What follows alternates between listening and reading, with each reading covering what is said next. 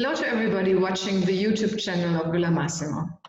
My name is Julia Draganovic and I'm the director of the German Academy Rome Gholam-Sweet. I have the pleasure to welcome you for a presentation of a book by current Rome Prize Fellows Prinz Gholam. The book has the title Sweet Son Speaking Similitude.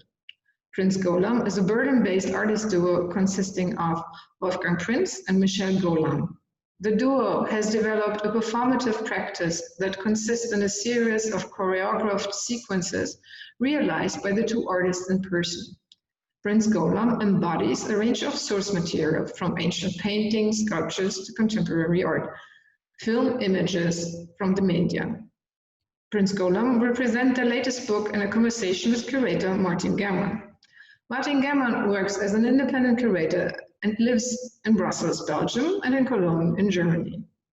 From 2012 to 2019, he was leading the artistic department of SMAC, the Municipal Museum of Contemporary Art in Ghent, Belgium, as a senior curator. For the show Lily du Jury Folds in Time, he received an ICA award for Belgium's best exhibition. Earlier curatorial positions covered by Martin Germann include curator at the Kästner Gesellschaft in Hanover from 2008 to 2012, curator for Bureau Friedrich in 2006 and 2007, and for the first Berlin Biennial for Contemporary Art in 2005 and 2006, where he directed the program Gagosian Gallery Berlin. Germann has published numerous exhibition catalogs and monographies, and his writing has appeared in international magazines such as 032C, Frieze, or Moose. For 2021, he's working on the group show Another Energy, Art and Life of Women Artists Who Continue Challenging, co-curated with Mamiko Kataoka for the Mori Art Museum in Tokyo, and a solo exhibition with Raoul de Kaiser at M. Woods in Beijing, Oliver Ladic at OCAD Shanghai, as well as Thomas Ruff at the National Museum of Fine Arts in Taiwan. This book presentation is part of a 3-year project with the title Hidden History, conceived and curated by two Rome-based curators who recently invited Prinz Gholam for performance at Palazzo Artemis in Rome. I have the pleasure to introduce to you Sara Alberani and Valerio Del Ballivo. Sara Alberani is an art historian and independent curator based in Rome. She gained a vast experience in the field of socially engaged art thanks to numerous collaborations with artists, activists, collectives, and communities. Among them are Stalker in Rome, Artists at Risk from Helsinki, the Trampoline House in Copenhagen, the multi-annual experience with the Nationless Pavilion at the Sales Docks and La Biennale di Venezia, Kene, a permanent photography workshop in Bamako with the Ivorian photographer Mohamed Keita, the Climate Art Project, a public program on climate actions in the Green River areas of Rome, together with the artist Andrego. Alberani is currently working together with the Trampoline House community in the Lombok team of Documenta 2022 and works as co-editor of the publication Propositions on Translocal Solidarity, published by Archive Books Berlin, in collaboration with Curator Lab Kunstfakt University Stockholm, Public Art Agency Stockholm, and Visible Project Città dell'Arte Fondazione Pistoletto. Valerio Del Ballivo is an independent curator and educator who lives and works in Rome and Brussels. Del Ballivo is interested in artistic, curatorial, and pedagogical research practices to discuss the social and political role of art. He attended Curator Lab, an independent curatorial program at Kunstfakt University Stockholm in 2011. Most recently, he was curator in residency and shadow curator in Grand Union, Birmingham in 2017, associate external curator at MAXI, the Museum of the Arts of the 21st Century in Rome in 2019, and in 2018 and 19, visiting curator of Unidea, University of Ideas at the Pistoletto Foundation in Biella. In 2017, Del Ballivo founded the Institute of Things to Come, a traveling art program aimed at studying forms of imaginative speculation as artistic methodologies and strategies of social criticism. Dear Sara, dear Valerio, the stage is yours to explain what brought you to collaborate with Prinz Gholam and the German Academy Rome Gholam-Sweet. Thank you, Julia, for this introduction, and welcome to everyone watching us from wherever in the world. My role today is to spend a few words introducing the overall project titled Hidden Histories, under which framework the performance happened last week and this conversation takes place. After my short introduction, Sara Alberani, my colleague and co-curator of Hidden Histories, will show some images of My Heart is a Poised Chitara, the new performance Prinz Gholam organized at Palazzo Altemps a week before. And then it will follow a conversation of about 30-40 minutes between Martin, Michel, and Wolfgang. I wanted to start by saying that this current event was programmed to happen live, but due to the strict COVID regulation, we were obliged to move into the virtual world. Yet here we are in this new form of togetherness, and a special thank goes to Villa Massimo for the support and the help. Thank you, Direttrice Julia Draganovic, and thank you, Curatrice Julia Troll. Also, a huge thank to Palazzo Altemps for hosting us last week with the performances. Thank you, Direttrice Alessandra Capodiferro, and thank a lot to all the team of the institution involved, all the person that made this happen in such difficult times. Hidden Histories was conceived together with Sara during the first pandemic wave and the consequent lockdown, which was in Italy, I have to say, very severe, very strict. And while we were experiencing it, me and Sara started to ask ourselves, what rules will govern our behavior in the public space after all this distancing? What forms of social relation after all this isolation? And of course, what would be the role of art in proposing intervention in the public space, in the public sphere? Hidden Histories 2020-2022 was born under these circumstances to invent a curatorial methodology that proposed a possible path into these questions. The project is a 3-year project that envisages what we call a site-specific public program, meaning a program of new art intervention in the public space, in which certain places of the art historical stratification of the city of Rome become at the same time a space of aggregation, a space where this intervention happened, but also objects of reflection to trace exactly what we call hidden histories. Such as, for example, I wanted to give you some examples, such as, for example, the historical and political and artistic processes that determine the prevalence of some form of knowledge over the others. The historical and cultural paths that mark the hierarchies and hegemonic position between West and East, North and South of the world, or processes of marginalization of culture and community, but also a way to reconsider the messages that still propagated in the public space by symbol of nationalistic celebration, imperialism and colonialism that Rome especially is full of from fascism to nowadays. The project, in fact, proposed to look differently at the artistic heritage that surround us, pay attention to its peculiarities, of course, but also asking the artists to instigate new paths for imagination that recontextualize the heritage in the light of the big social and political change taking places at the moment.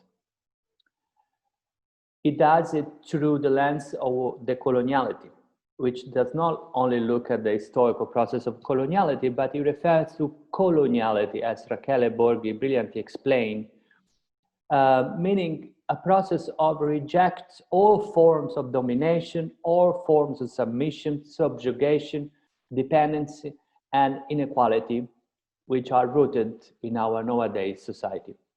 I believe Prinz Gholam brilliantly responded to this input by producing a new performance inside the National Museum of Roma Art, Palazzo Altemps, which is a beautiful place, but also loaded with discourses of canonization, hegemonization, normation, of how art should be represented, collected, and exhibited.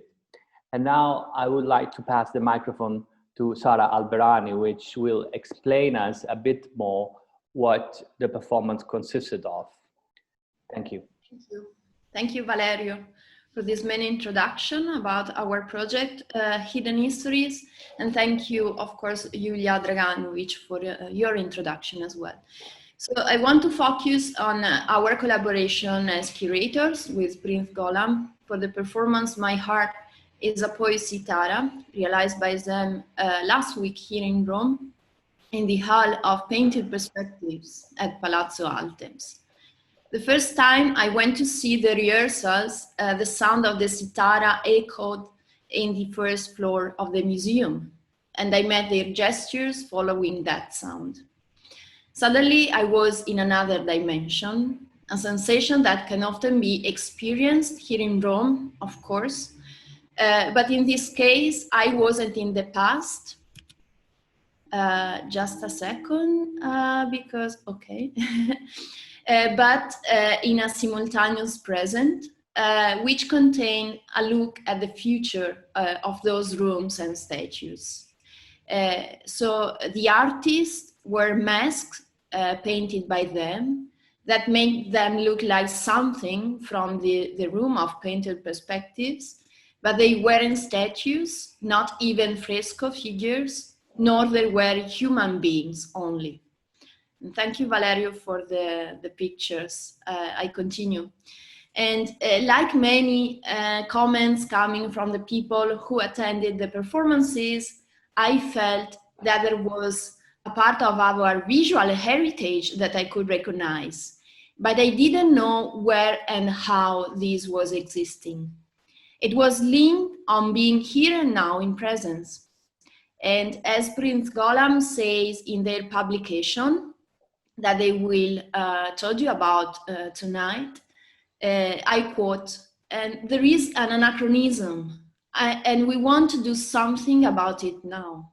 This is a paradox. How can you be anachronistic and at the same time completely in the moment? I think that a possible explanation may lie in the fact that Prinz Gholam built a third landscape, an anatomical landscape, which has its origin in drawing and painting.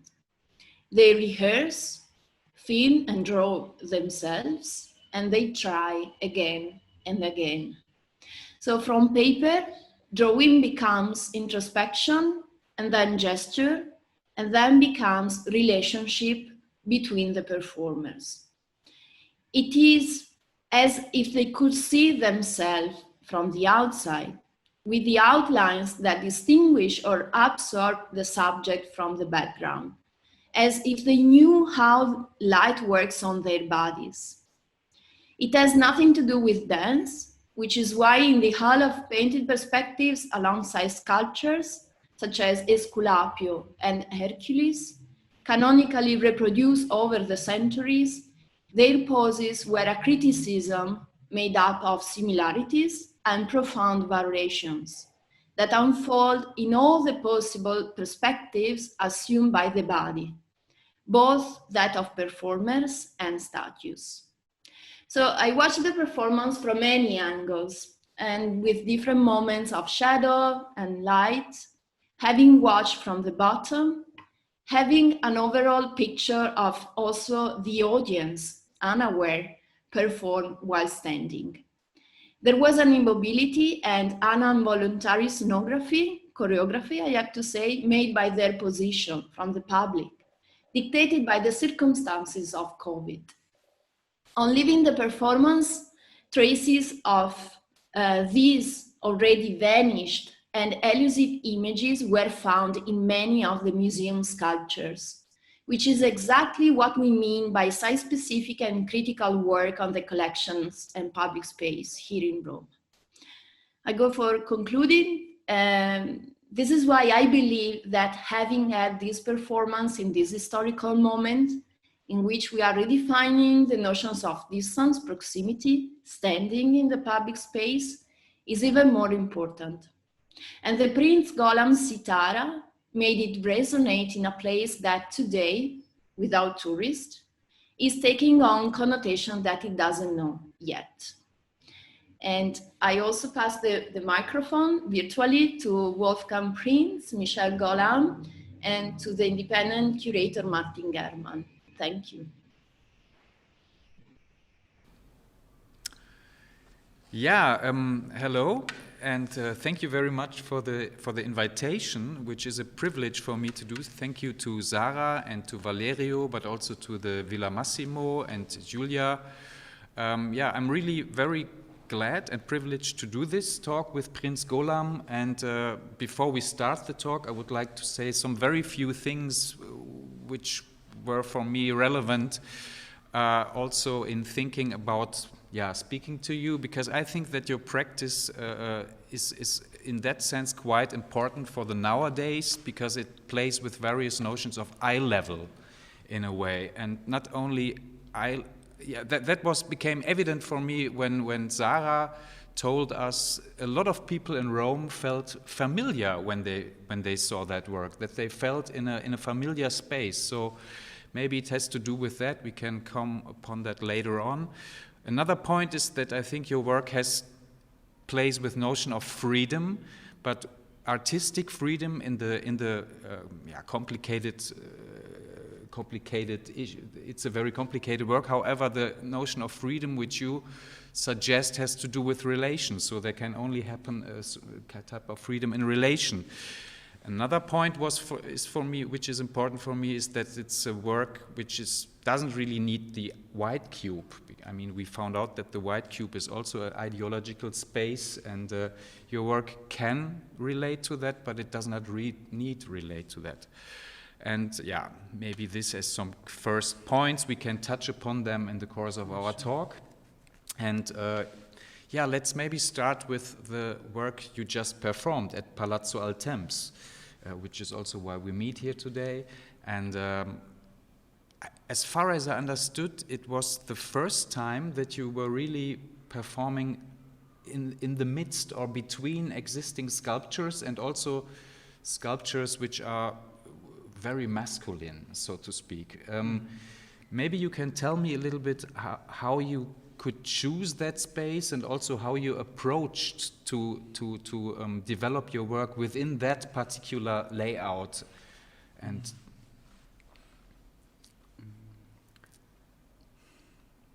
let me think a bit.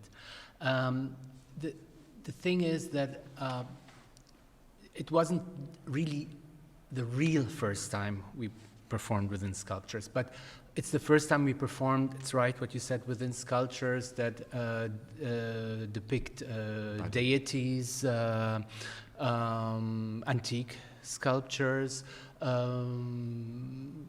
male gods that are like flanked on the walls of the space. So this was indeed the first time we performed there.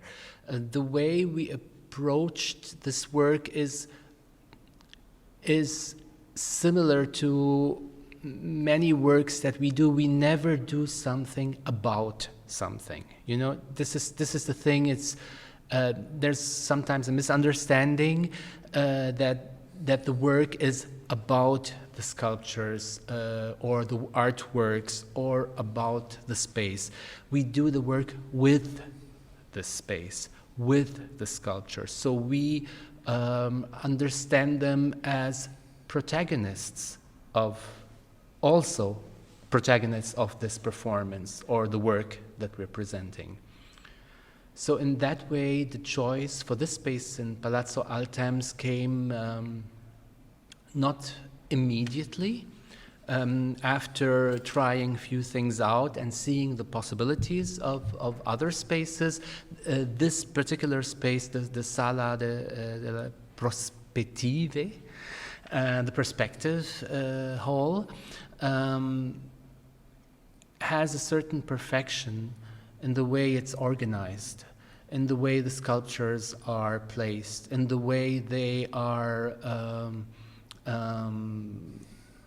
exhibited in relationship to the wall paintings. to the light coming through the window, through the sounds also that come from the city outside. And this is something very, very strong and very, very present in the space. And this encouraged us to use it for our work.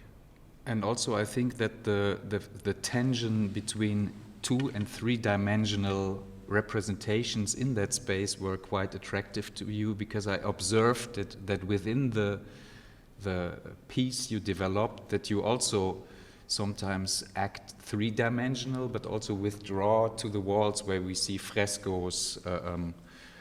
Another point I was seeing that you suddenly were using masks. Does that? How did that came? Because I haven't seen that before, really.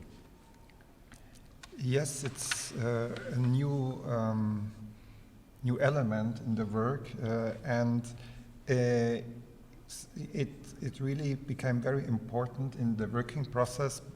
But of course, the idea came also through the restrictions of the Corona crisis. So because we learned 2 weeks before the performance that we have to wear masks, and we don't like the masks which cover mouth and nose, because it's like it has also the notion of you're forbid to speak or to present something. It has something, it's like muting something. And so we thought we have to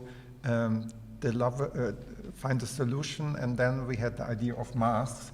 And actually we already used huge sunglasses in another work, and these sunglasses had also something mask-like. So it was in a way already there, but this Corona crisis maybe pushed us to this subject, and now we are very interested in that, and we think it's interesting, and it's another aspect of the work on which we can work. So for us, it would be interesting to know how you saw the mask. What was the impression for you?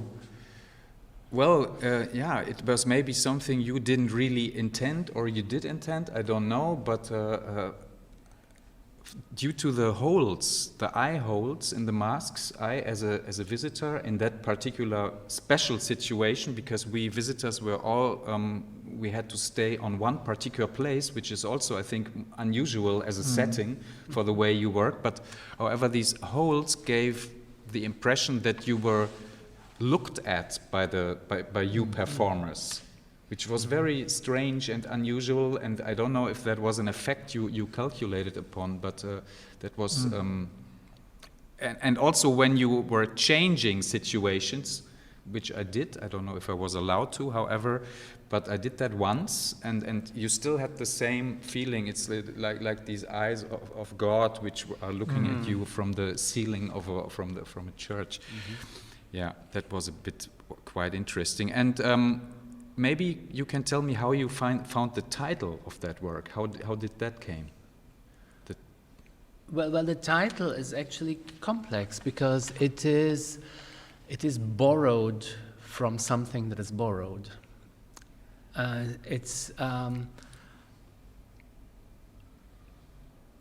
So the original title is actually a citation which Edgar Allan Poe used at the opening of his short story, The Fall of the House of Usher.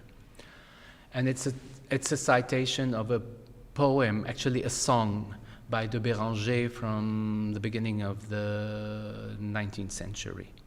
But Edgar Allan Poe, he altered a bit the citation. He took it as a citation and wrote de Béranger under it, but he altered it a bit, and we took it and altered it also for us. So I think the citation is original because it's of course in French originally, but there isn't the English version. His heart is a poised instrument, a poised lute. If you strike it, it resounds. So this is the citation which he which he altered from my heart. So originally in Béranger it's my heart, and Edgar Allan Poe changes into his heart, and his or her heart actually, because there are many protagonists in the novel, in the short novel, and we changed it to my heart is a poised sitara, because we used this instrument in this performance. Okay. So it's also actually a title which is borrowed twice and stresses, of course, on the, I would say, the affective impact of what we do. Which means also that the way how you appropriate physically images, sculptures, whatever, because Yes. it's not only, we come up later upon that, you do that also with language.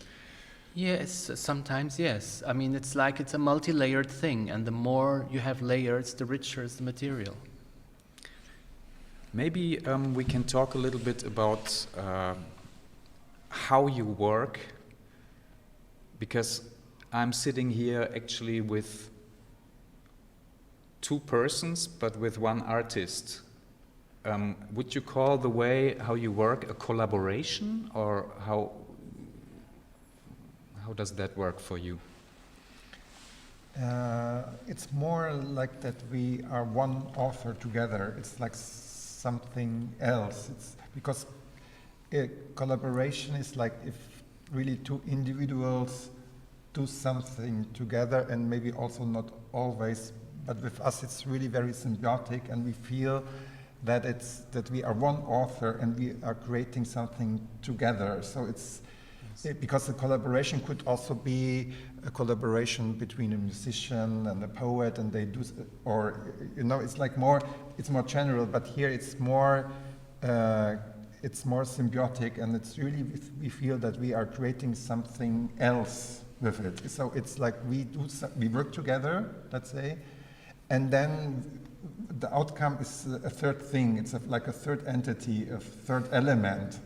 And that's very fascinating until now, even though we are doing this 20 years, but still it's, for me, it's almost a miracle that this is possible. I never was able to imagine this before we did it, but if we just do it and it works, and it's very interesting and very fascinating.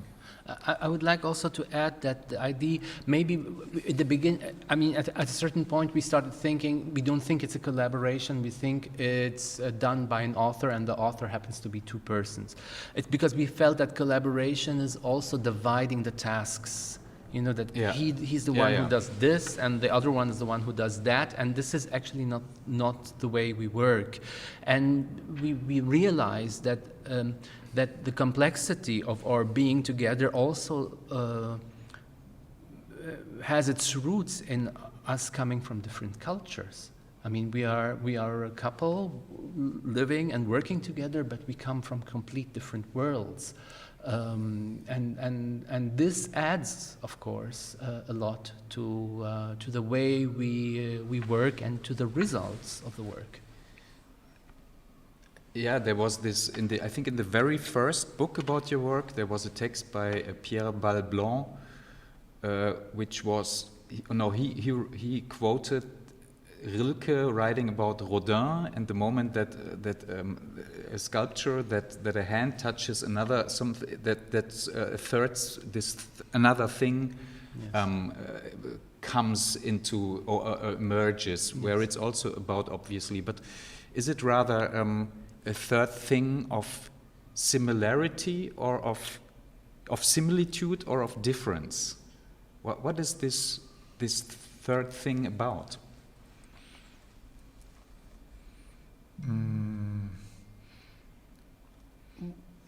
Well, I would think.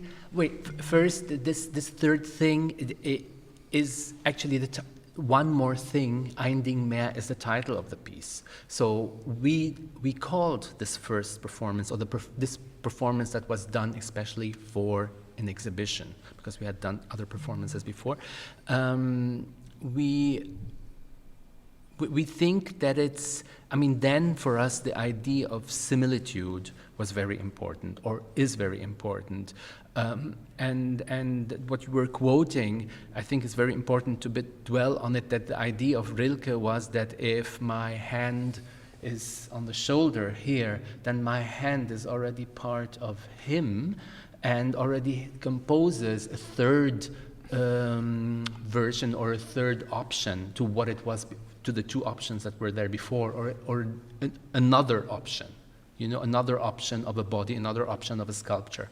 So this was for that work and for many works after very important. But to come back to your question is that the idea of similitude is very important, but we realize with time, as the more we want similitude, the more difference manifests itself, because we live in a different society, we have different bodies, we are educated in different ways. So actually, every time that you try to be similar to something, the difference to that thing manifests itself strongly.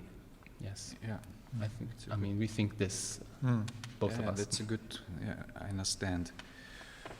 Maybe we can also come back a little bit into the practice itself, more physically, because the work is a steady interplay of approaching and distancing, and approaching or having this third thing and going apart again, which is also a steady, let's say, an almost minimal one thing after the other, if you would like to, execution of poses. Mm-hmm. And what I found also remarkable in the work was how the space in between the poses, or in between the sequence itself, felt very loaded for me. Not only the image, the performed image, but the sequence itself.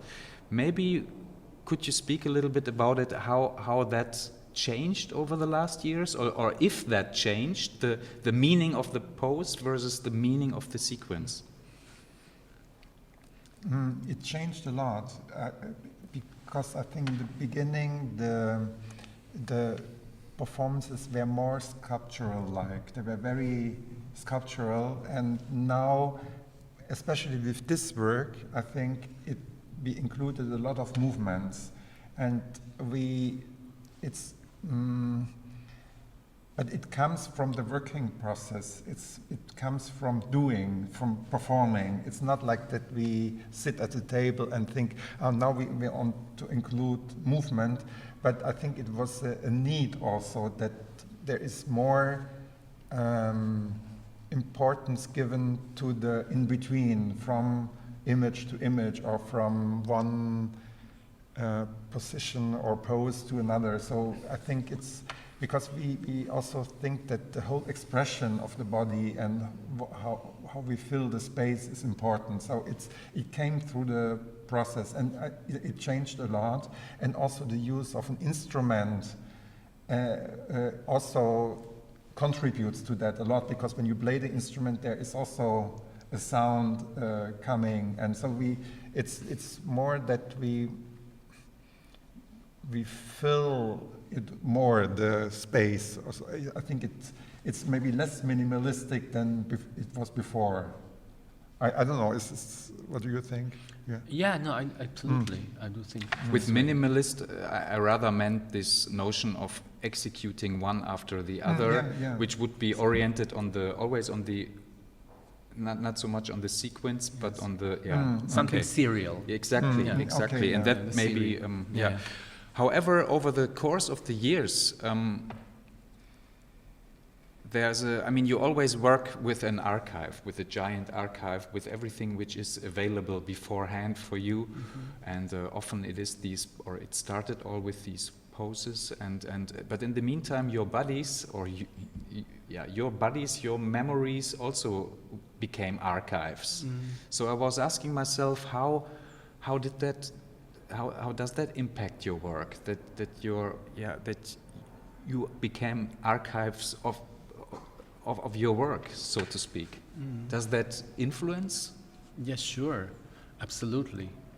Actually, this is very important, because the body never forgets Yeah. or forgets hardly anything. So there are sometimes, I mean, to just like depict it a bit with a little practical story, that sometimes when we reactivate a performance which we have done many years ago, we of course consult our drawings or notes. But the thing is that sometimes the body feels that the wrong hand has been. You notice that this is not how it felt, even if it was many, many years ago. And the accumulation of information that we have, meanwhile, in us, allows us also to play with things more freely. You know, we feel very free at the moment to use things that we have memorized many years ago, or even sometimes a posture we do reminds us of something, and then we start researching according to the posture we did. So, you know, we do something and we find something later that accommodates more what we did. So I think this is the secret, actually, of how the human being functions in a way, and this is something for us very fascinating. So what you tell is also that over the course of the last 20 years, because actually I think we are close to your 20 years jubilee, if it's not the reason we actually, sit here, yes. but that you were able to liberate your own practice in a way. And if we look back how art was perceived 20 years ago and now, there's a giant difference if we see in how far some discourses suddenly came into field, like decolonialization, like identity, and all these current relevant discourses we face and we have to work with and we work with. But how did your work change over the course of these 20 years? How all that suddenly came into play?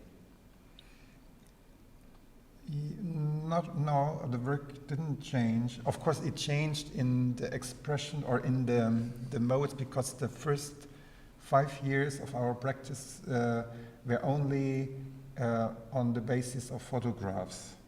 And then from that point, we developed performances. So we changed, there is a change in how we use media, and that performance became over the years more and more important. But this was not because of the discourse, it was completely independent, because at the time we started, actually it wasn't, there was no discourse which could accommodate our work, let's say, in a way. So it was still, people were like frowning and say, doing poses, this is strange. Now everybody is doing poses, even dancers. So it's really the meaning of the poses also. If we look on Instagram, art history was at that time not interesting, because we studied art in the 19th and we came from painting, and this notion of art history was not so important, because now we know that art history is so important because it's historical and it's political and it's a condition for the society, and this became very, very important to reflect upon. Where does it come from? What are the influences and so on?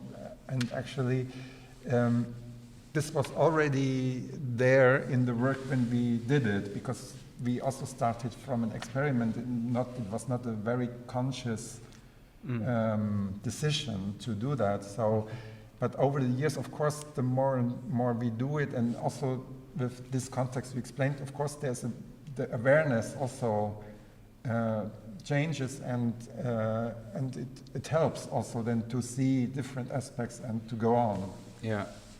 And actually, that would lead to another question, because I think you said that in the beginning already, but that you do not, if you speak about art history and about art here in Rome, and you really you are excited very often. Mm-hmm. And so I find it quite interesting the question, how do you work with the institution? And with institution, I don't mean the museum exclusively, I also mean the institution of art history. Do you work with it, against it? Is there an affirmative moment, or what's your way to work with that, what exists? Are you interested in embracing particular discourses, or you stay away from that? If I speak about patriarchy. Yeah, well, it's very ambivalent, because the fascination to, let's say the cultural heritage is big, not only from us, but from almost everyone. But we perceive this as something ambivalent and uncanny. So we have this fascination, but at the same time, we see this power play, we see this influence, we see the, of course, patriarchy, hegemonies. All this is visible and is present. But I wouldn't say that we consciously or purposely want to work against it. So it's not something we think by sometimes reproducing something, you set something free, you release something from maybe from this hegemony, you release it, you give it to others as a communication, as a way of communication that in the present could change things. We do believe in that. We do believe that the activity of doing this, being an activity and not anymore only a contemplation. We're not only contemplating art, we're activating art. So it becomes something very much colored from our social background, our presence, in which community we are, in which city we are, in which continent we are, and where we come from. And I think it's a reality. So I think our work is in a way very realistic, because we take in consideration the reality and let's say also the culture is a reality which conditions us, which leads us, which educates us. And I think we take into account this reality and work with it. It's not only to say this is good and this is bad, to be moralistic. It's more to make it obvious and to create an expression also for the viewer or for the others to find a reflection upon it, or also to have their own associations and their own memories. Yes. I think it's these very are inviting. It's this is very important that yes. I think it's more to show all these expressions and think about their own education and their own images you have in mind. Mm-hmm. Because we have our images, but the public brings others, and maybe they see in what we do something else. They see their own reality, because everyone is in his or her own reality. So I think it's more a realism. Yeah, which is which has again to do with this eye level notion that everyone comes with his baggage, and then in between emerges this another thing once more. Yeah. Yes. Another thing is maybe even further thing is the task of producing a book, which is also another reason for why we're here. It's this new book, which was just recently published at Spectre Books in Leipzig, because it's not obvious to bring that practice into a book. And there was one already, which was rather a bit more didactic, I would say. Mm-hmm. Whereas this is really an artist book, which is, I think, quite important for you. Maybe we can talk a little bit about how that came, how that emerged, how it happened with this book. Because it marks also not a jubilee, but it marks a period of working from 2009 to last year, basically. Mm-hmm. And I think, which is also the difference to the last book, because that ended somehow with 2006, as far as I see, or 7, as far as I see. And I think one very important acknowledgement of this book is that it gives each performance somehow that the space it needs. and it does so by, maybe you can tell. Yeah, the book consists, the main part of the book is the flow of images, and it goes from one performance to the other, and it's only interrupted with titles. One sees it in the images we are showing, and so it goes from one performance to the other, and only the title interrupts the sequences, and it's like a stream of performative activity for me. So it's like everything is in one stream, and the need to do this book was that we wanted to show the work from our perspective, very subjective, and because it's an artist book and it's based on our initiative. So we cared of the funding for the book and got funding from Kunstfonds Bonn, and so it's all on our energy. So, and we thought the book has to acknowledge also that, so that it's not like it's coming from us, and it's not like the catalog of an exhibition or another book project.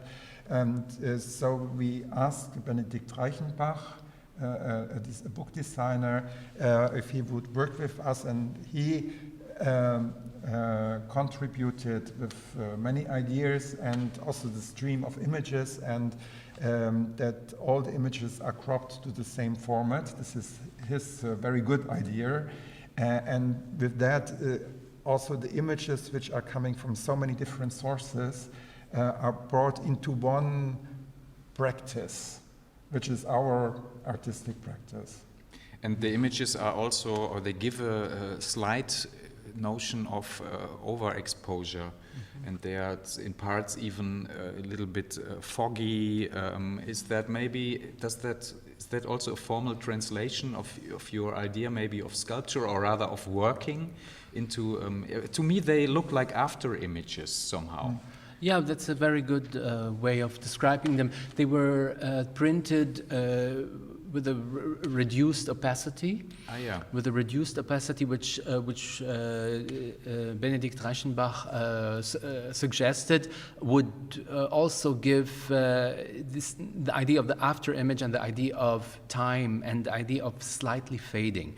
There is the source of this, the source material of these photographs are different. So some of them come from photographs which were taken by photographers or artists, and others come from video stills which were normally horizontal but are cropped to have such a bit of a tectonic, I would say tectonic attention.